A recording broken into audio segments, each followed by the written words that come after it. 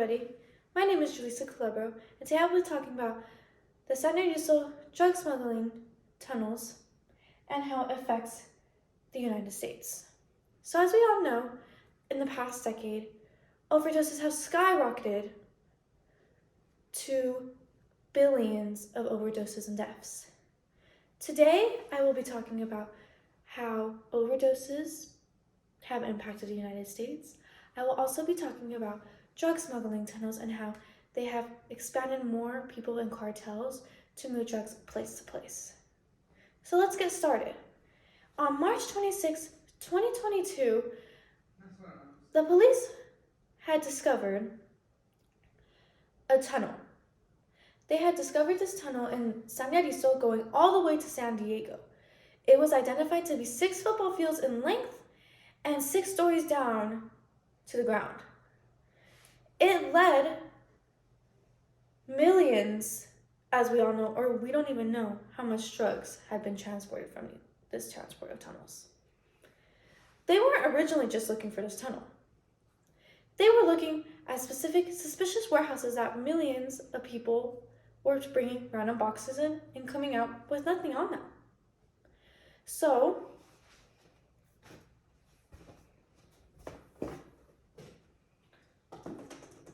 this is a specific hole that they had found in one of the warehouses.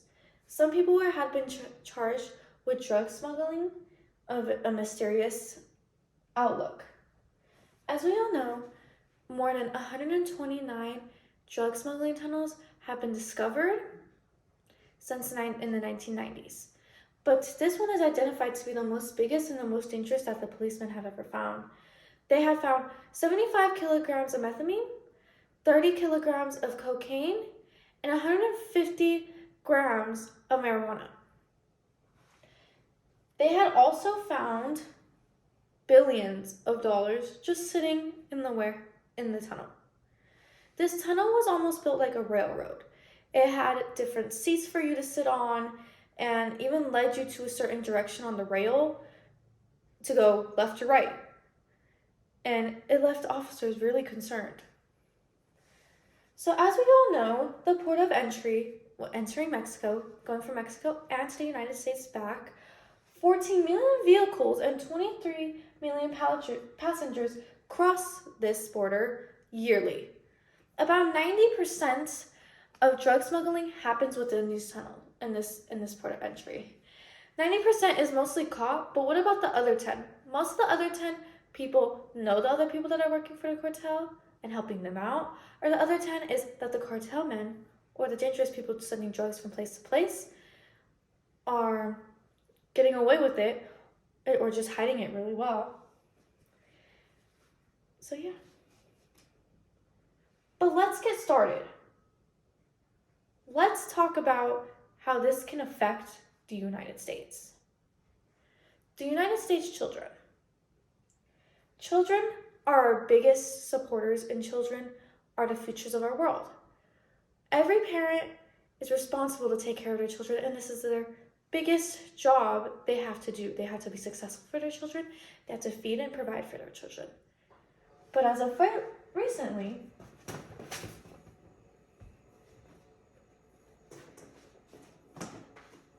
scientists have been finding in specific Whoppers and candies and chocolates that people like, preferably my favorite, Reese's.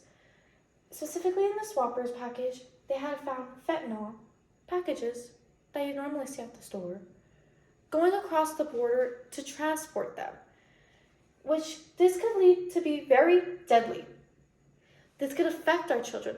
What if some of these products go to an actual marketplace where they are sold at Walmart or sold at Target, and some of your kid is like, oh mom, I want a Whopper, or oh mom, I want a Reese's chocolate, and when they open it, they take a bite, and the next morning, you can't hear them breathing. This is really big in the United States. The reason this is really big is due to Donald Trump building this tunnel.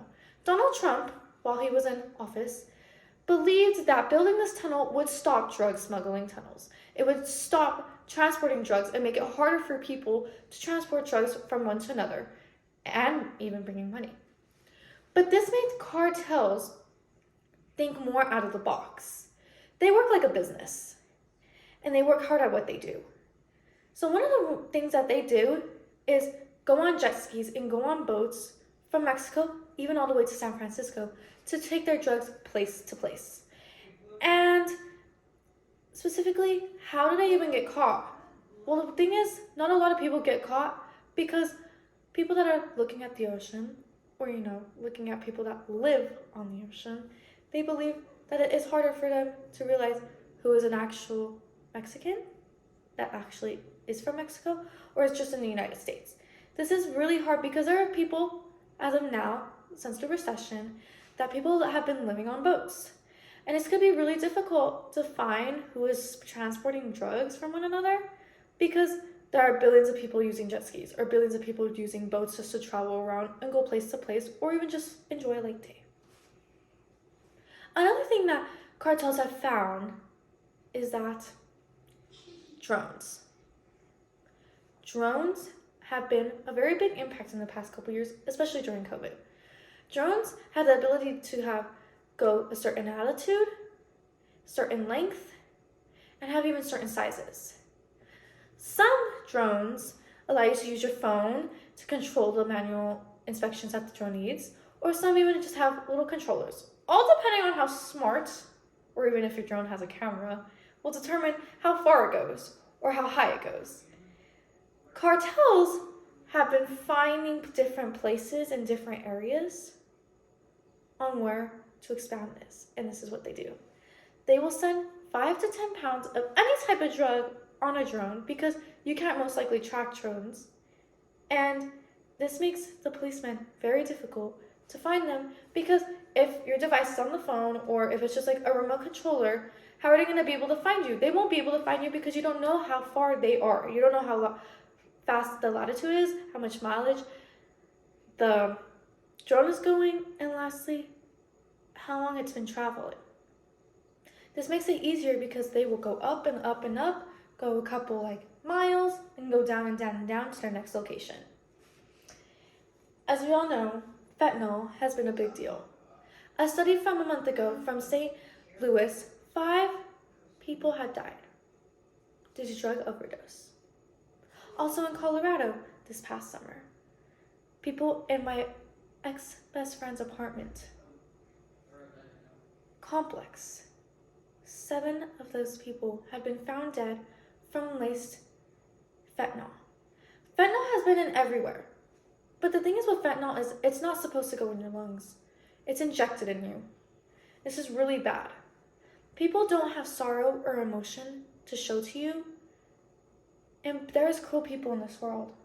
As from right here, 2017 going all the way to 2022, shows a skyrocket on a lot of drugs, like antibiotics, insulin, and most of all, as we all know, fentanyl.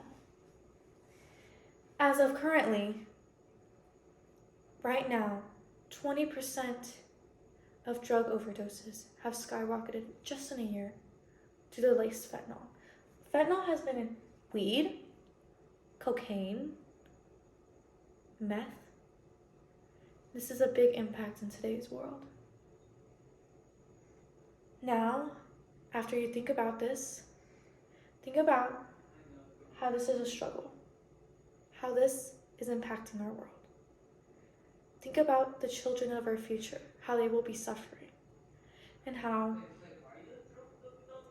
we are unable to fix this. Will the policemen be able to find other tunnels? Will the policemen be able to continue their work and investigate more on people? How will we know?